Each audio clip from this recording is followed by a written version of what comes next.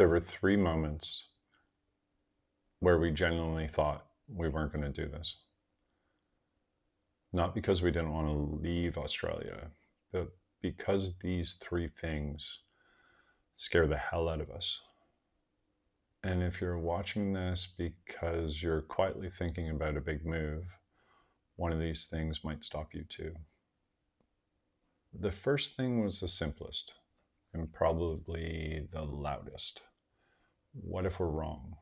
What if we leave and in 6 months we realize we've made a huge mistake? What if we've romanticized it?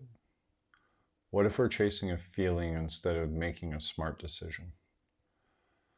Because from the outside, our life looks fine.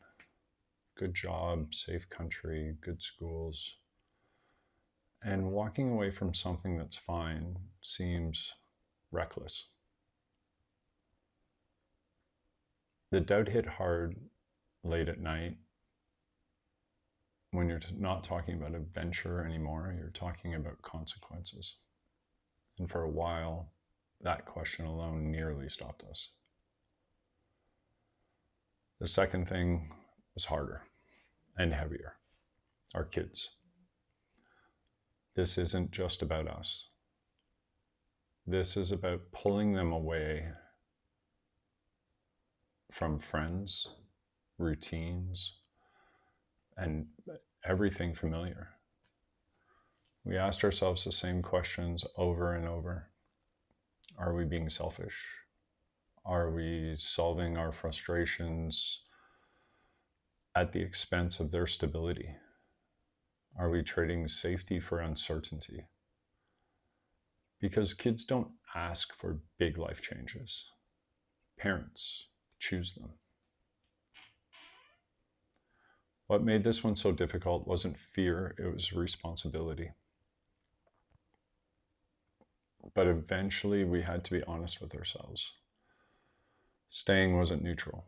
Staying also had a cost. Stress, pressure, time apart.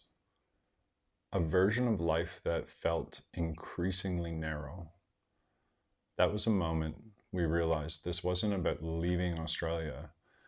It was about choosing what kind of childhood and family life we were modeling. The third thing almost stopped us dead.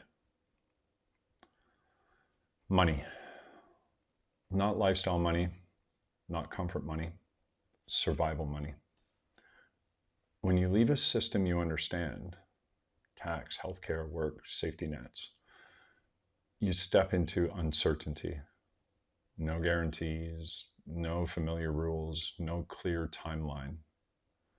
There were nights we ran the numbers again and again, hoping they magically change. What if work takes longer than expected? What if something goes wrong?